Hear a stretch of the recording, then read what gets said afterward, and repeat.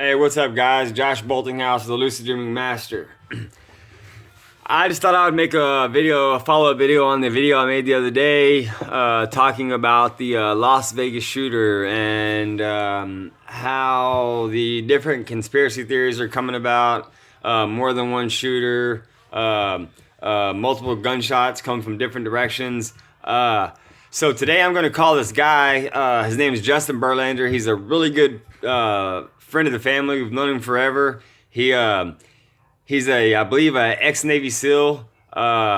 He bomb squad, ballistics, you name it, he's done it, man. CSI, all kind of stuff.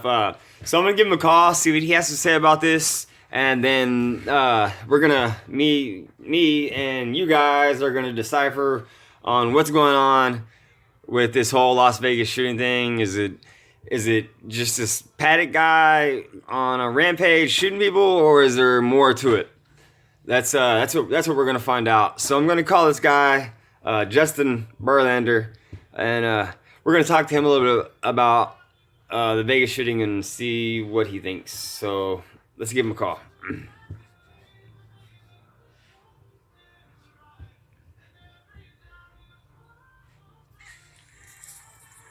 Justin Berlander, how can I help you? Hey, Justin, it's Josh Boltinghouse. How you doing, bud? Hey, Josh, how's it going, bud? Oh, pretty good. Hey, I was just calling to see what tell me a little bit about what you do. Well, I work in many different fields. I am a ex-Navy SEAL. Let's see, I was in the military for 28 years before I retired. I was a high-ranking official. Now I spend most of my time, I work with guns, the ballistics, the mechanics, you name it, I do it, but, bomb diffusion, I train guys with, many different things. I'm still in the CSI. I do a lot of different things, Josh.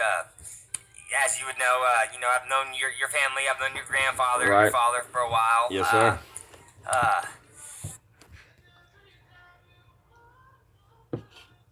You there, Justin? Justin, you there? So yeah, man, you name it, I do it. What specifically can I help you with today? Well, I've been hearing stories of different shooters, Sure, multiple I'm familiar- shooters, I'm familiar with the Vegas shooting. Yes. multiple shooters, fake gunshots, My this and that. take on it. Go ahead. Well, you and I have talked about this before, Right. and I believe that I've heard 3 sets of shots. As well have I. And now I've heard shots that I like to call dummy shots. And Right. in the military, this was when we would have one guy with a rifle with full of blanks Right. firing in one direction to have people running another direction Right, the opposite direction. with guys firing with live ammo. Right. Okay? We call that dummy bullets. Right. Okay, I heard that with my ear. I can hear just about any gun and tell you what it is. AK, whatever it is, 9mm, 45, and I've been around guns my whole life. I've worked with guns my whole life.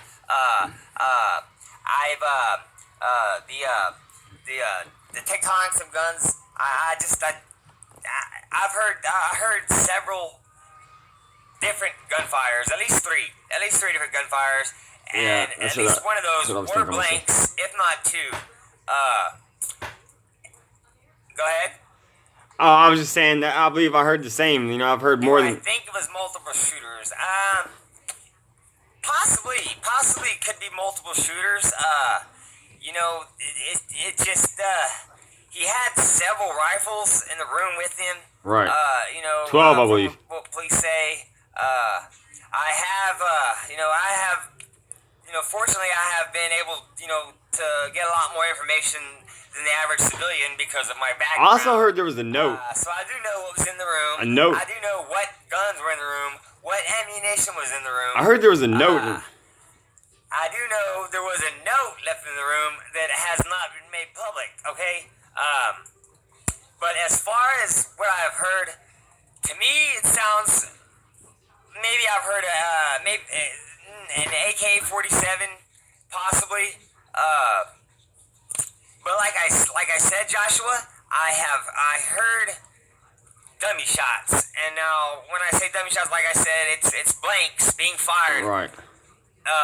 And what they do in the military, they'll fire these blanks, these dummy shots, to get people running in a certain direction. Like, Right. I'm shooting, like, if I'm in the west, I'm firing dummy shots at you from the west. Right. You're going to run towards the east. Right. To the real fire. You got someone set up in the east firing Real, live ammo at you. Right. You know, taking you out. And that's what I've heard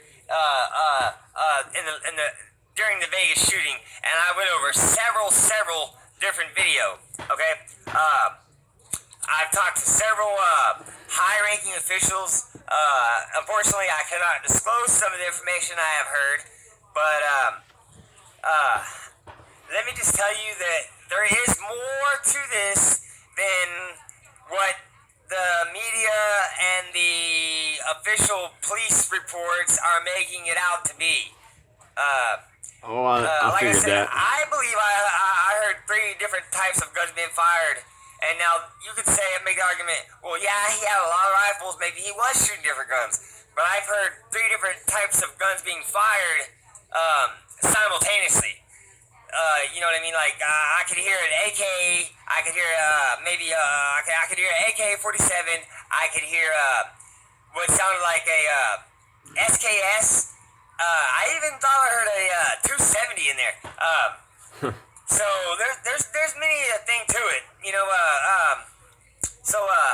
Josh, I hate to try to cut you short, but if you got a question you need to ask, why don't you go ahead and just let's get this show on the road, please. Well, basically I just want to know, what is your whole take on the thing? I mean, do you think there's more than one shooter? I mean, do you think the guy acted alone? I mean, the guy was rich. Okay. I mean, the guy had money. I mean, he was an avid hunter. I do. I actually do believe that. I believe there is more than one shooter. This guy was I wouldn't say millionaire. He had money. He was wealthy. He was a wealthy guy. Okay. No military training. Right. Was not an avid hunter. Was not around guns that much. Sources from his family say. So to be able to do what he has done, injuring all these people, and you know, this had to have taken weeks and weeks of planning. I mean, he had cameras set up through the hall. He knew where the food carts were going to be on certain days, where you could have cameras installed in the food carts. Crazy. That's just crazy. This guy knew what he was doing. This was not Obviously. something to spend up. Okay. Now, and I say this guy, I think that there's more to it. I'm a conspiracy theorist, as you know, like yourself. I think that this guy was just a pawn in something way bigger. What was that? I was just saying. Absolutely. Josh, if there's any way, maybe you can give me a call back later, or Oh, sure. You know, I'm quite busy right now. Yeah, I don't mean to Sorry? disturb you, man. I just wanted to. Okay. Well, it was good talking to you, Joshua. Tell your dad I said hello. Tell I your sure will. grandpa I said hello. I will. I can't wait to meet up with them. Deer season's coming up. Looking forward to going hunting. Tell everybody I said hi. I sure will, bud. And I hope your video takes off, man, and I hope you get the word out. All right, man. I appreciate that. You're very welcome. All right, man. I'll talk to you All right, later. Joshua. You have a good day. You too, man. Bye-bye. Later. Okay. So, my take from this is, I wish I had a little bit more time to talk to the guy. Cause, man, we talked the other day for hours, and he laced me up on a bunch of different things that I would like to share with you guys. As he was saying, the dummy shooter, okay, the dummy bullets or whatever it was called. You know, he says, you know, he's and not just him. You know, I was actually talking to him, my grandfather, and several other guys, and they were all, you know, talking about these dummy shots. You know, like he was saying, they put blanks in, shoot whatever. You know, you heard what he said. So what I'm coming to, the conclusions I'm coming to is that This guy was just a pawn in something bigger. He I don't know, he like I said, he was an avid hunter. He didn't know much about guns from what I understand, but yet he finds a way to get 12 or 15 assault rifles up to the 32nd floor of the MGM Grand. I mean, how is that possible? And then to go and place cameras throughout the hallways and food carts, know exactly where food carts are going to be on these days, to have the camera set in the hallway.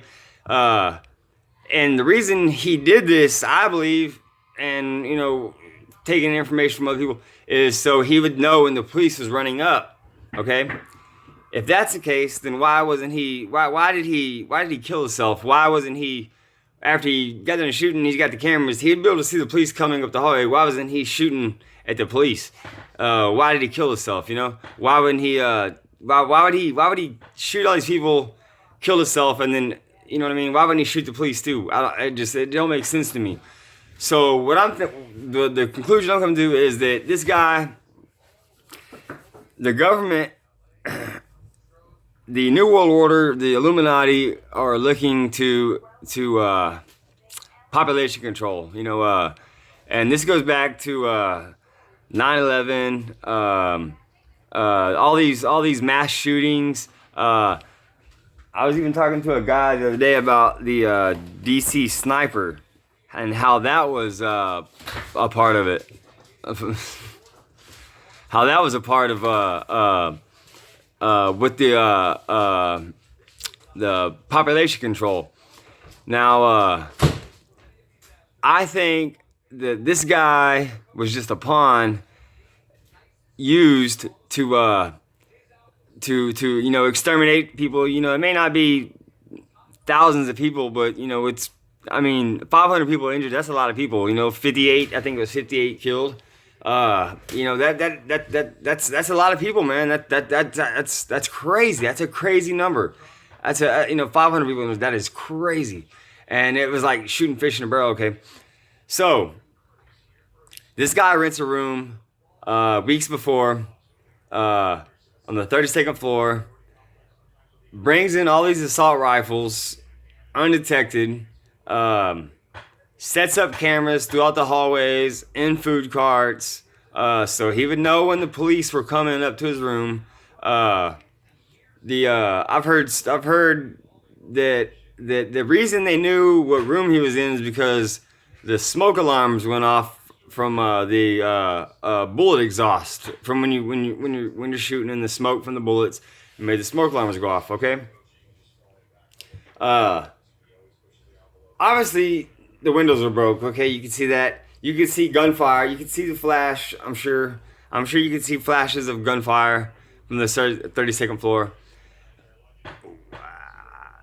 How would they not know where the guy was? Okay, it took them an hour and 12 minutes to get to the room to get to the guy that supposedly killed himself. Okay, I think that this guy was just used. I think that these rifles were put there by the police, by the laws, and these laws are corrupt laws, laws that are working with the Illuminati.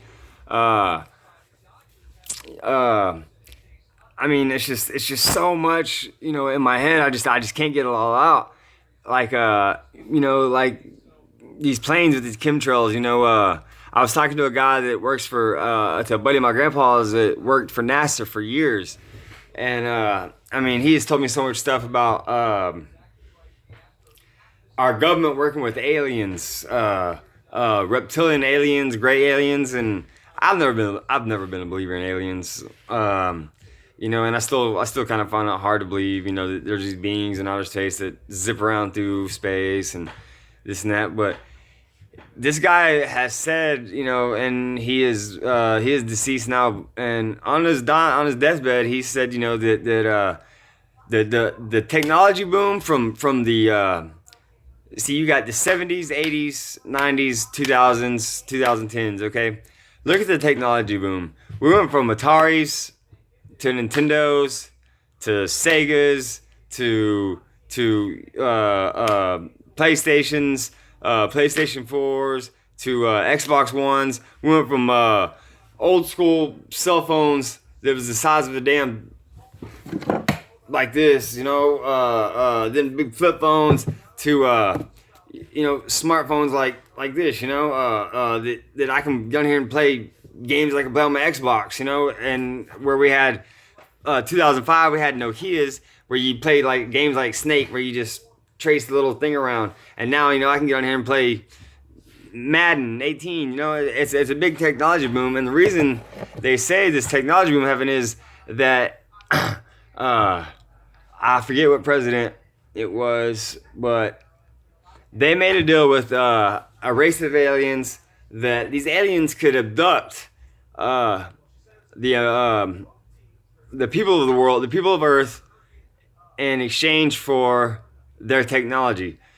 And what we would get their technology and reverse engineer it to where we're getting most of their technology. So that's why we get these big technology jumps. I mean, look at some of the military aircraft we got now. I mean, it's just crazy. Guys, there's so much I want to get out to you. I just have so little time. I really need to sit down and write a lot of this stuff down and come up with a better video. This is just something to try to get you guys to take notice, to get you guys to subscribe to my channel so I can get this out to you. Because I'm going to be talking to a lot of high-ranking officials like Berlander. There's several guys that I'm going to talk to while I'm doing these videos on the Las Vegas shooting, on NASA, working with extraterrestrials, on our government working with extraterrestrials. So guys, I can't stress enough, hit the subscribe button, hit the bell so you get all the notifications, because these next 4 videos that are going to come out, there's going to be some truth. There's going to be a lot of truth to it, and I just want to get it out there because, like I said, I'm not really a conspiracy theorist, but something about this, just because of the fact that one day I was with my dad, my grandpa, and we was talking to some of their friends, and they were talking about this and talking about all these crazy things, and it caught my attention. I became interested in it, so I started studying up on it, or looking up on it, and I really believe that there's more to the story, that this guy was just a pawn. What's his name? Paddock, or whatever the fuck his name is. Paddock, isn't that his name?